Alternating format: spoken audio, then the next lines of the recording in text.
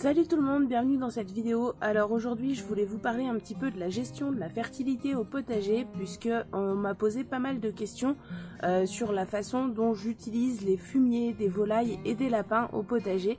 Alors bon, c'est pas quelque chose de nouveau, c'est des questions que j'ai déjà abordées, mais c'est vrai que depuis l'arrivée des lapins, en gros, j'ai un petit peu modifié ma façon de faire.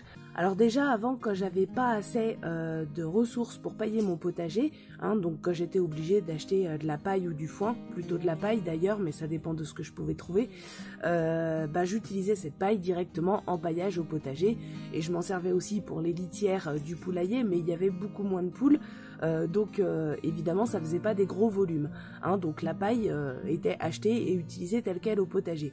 Maintenant, depuis qu'il y a les lapins et comme vous le savez, on a aussi augmenté le cheptel de poules, il y a plusieurs poulaillers, du coup le schéma est un petit peu différent, la routine est un petit peu différente.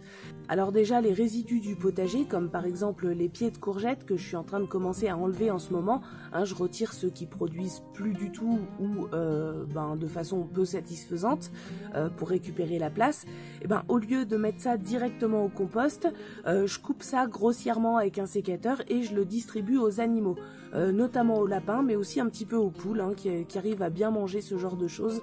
Quand c'est par exemple si je récolte un chou-fleur, les feuilles je vais les donner aux lapins et aux poules, enfin bref, tous ces résidus de culture là, avant ça partait directement au compost où c'était découpé sur place et mis en compostage de surface.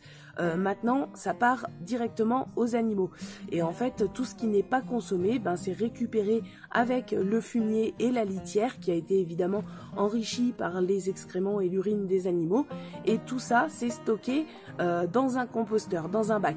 Alors mon composteur habituel, là il a été un peu monopolisé puisqu'il y a des choses qui ont poussé dedans, notamment des courges, donc comme je veux pas les enlever, j'y ai pas accès. Du coup j'ai utilisé un de mes vieux carrés potagers que j'ai recyclé en nouveau bac à compost, et donc je stocke toute la litière des animaux, le fumier et les résidus de culture qui n'ont pas été consommés par les animaux dans ce bac, et j'y ajoute les feuilles mortes quand je passe un coup de râteau pour ratisser les feuilles mortes, les tontes de pelouse quand je tonds la pelouse.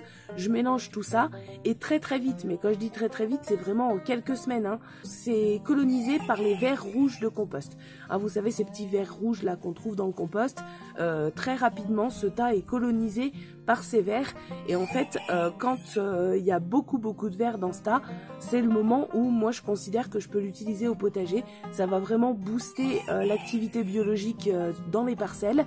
Donc entre deux cultures, systématiquement quand je retire une culture et avant de mettre la suivante, je vais venir épandre quelques pelletées de ce mélange là. Donc c'est un compost de fumier pas complètement décomposé si on veut. J'en mets 3 ou 4 pelletées sur la parcelle.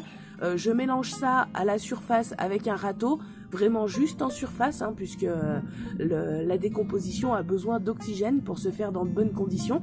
Donc il faut surtout pas aller enterrer du fumier ou du compost mal décomposé. Donc c'est vraiment juste en surface avec le râteau pour répartir, pour niveler un petit peu et mélanger aux couches superficielles du sol. Et ensuite, je replante là-dedans, ou je refais mon semis là-dedans, et c'est comme ça que je gère la fertilité.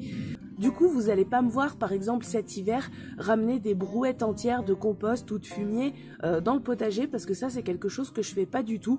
Moi, je préfère mettre comme ça quelques pelletées entre chaque culture pour entretenir la fertilité, mais je ne fais pas du tout de gros apports avec beaucoup de fumier ou de compost, etc. Je procède pas comme ça, voilà. Donc pour ceux qui me posaient la question, comment préparer le potager pour l'hiver, etc. Pour ceux qui n'ont pas de culture dans le potager en hiver, je sais que tout le monde ne fait pas le potager d'hiver, si vous ne faites pas de culture en hiver, personnellement, moi je fais pas de gros apports à ce moment-là. Je sais que ça se fait beaucoup, mais moi je le fais pas. Par contre, ce que je vais faire, je l'ai déjà fait l'année dernière et je vais le refaire cette année parce qu'a priori ça fonctionne très bien, c'est de mettre les poules dans les parties non cultivées du potager. Les poules, elles vont gratter le sol, elles vont fertiliser évidemment, puisque quand elles seront sur place, elles vont faire leur fiente dans le potager. Elles vont aussi manger tout un tas d'œufs, œufs de limaces, œufs d'escargot, larves d'insectes, etc. Tout ça, elles vont y manger, donc ça va assainir le potager, ça va diminuer la pression des ravageurs, entre guillemets, pour l'année prochaine. Et en plus de ça, elles vont gratter le sol en surface, elles vont mélanger un petit peu le paillage avec les couches superficielles du sol et tout. Et du coup, au printemps, enfin en fin d'hiver, en sortie d'hiver, quand on aura les premiers semis à faire, eh bien j'aurai des zones qui auront été complètement nettoyées par les poules. Alors vous allez me dire, bah oui, mais comment tu vas faire puisqu'il y a quand même une partie de ton potager qui est occupée par les cultures d'hiver. C'est vrai, et c'est pour ça que je me suis procuré un filet à poules. Donc ça, je vous ferai une vidéo complète à ce sujet-là, un filet mobile en fait qui va me permettre de déplacer la clôture des poules qui seront installées dans le potager pour l'hiver en fonction de là où j'en ai besoin en fait, pour protéger les cultures qui sont en place et pour cantonner les poules sur une petite surface. Et d'ailleurs à ce sujet, j'ai fait quelques essais déjà avant de recevoir mon filet mobile avec un grillage mobile que j'ai utilisé de la même façon. J'ai fait quelques essais de confiner une partie des poules sur une petite surface à peu près équivalente à ce qu'elles auront avec le filet. Et effectivement, très rapidement, les poules mangent toutes les herbes sauvages, toutes les plantes sauvages, les adventices, etc. Elles grattent le sol, elles font leurs besoins là-dedans, elles regrattent, donc elles incorporent ça directement dans le sol. Et en 2-3 semaines avec quelques poules confinées dans un petit espace, vous avez un sol qui est nickel, parfait pour ressemer derrière. Donc voilà comment je vais procéder cet hiver au niveau de la préparation du potager. Une année, j'avais tenté de bâcher une des parcelles pour voir ce que ça donnait. Ça a très bien fonctionné. Hein, j'avais utilisé de la bâche de récupération. J'avais bâché avec et effectivement, en fin d'hiver, quand j'ai débâché la parcelle, toutes les herbes en dessous avaient été étouffées et mangées par la vie du sol. Le paillage que j'avais mis avait été complètement aussi digéré par la vie du sol.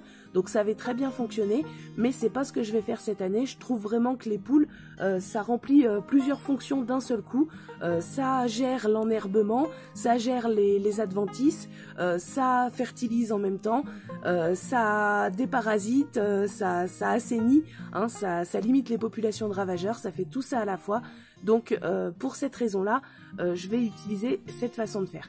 Donc ça, je vous en parlerai aussi plus tard dans une vidéo qui est prévue hein, sur les poules et le potager. Mais voilà, je vous explique ça très rapidement pour situer et pour les personnes qui m'ont demandé comment préparer le potager en hiver pour la saison suivante. Alors bon, je trouve quand même que c'est un peu tôt encore pour en parler parce que même si les températures commencent à être sacrément fraîches le matin, malgré tout, on n'est pas encore en hiver et on a encore du temps et on a encore la possibilité de faire plein de cultures avant que ce soit vraiment la mauvaise saison. Mais pour ceux qui commencent à clôturer la saison potagère et qui ne feront rien cet hiver, si vous avez des poules, moi je trouve que c'est vraiment une bonne solution. Voilà, bon bah j'espère que cette petite vidéo vous a plu, je vous souhaite à tous un excellent week-end et je vous dis à lundi pour une nouvelle vidéo.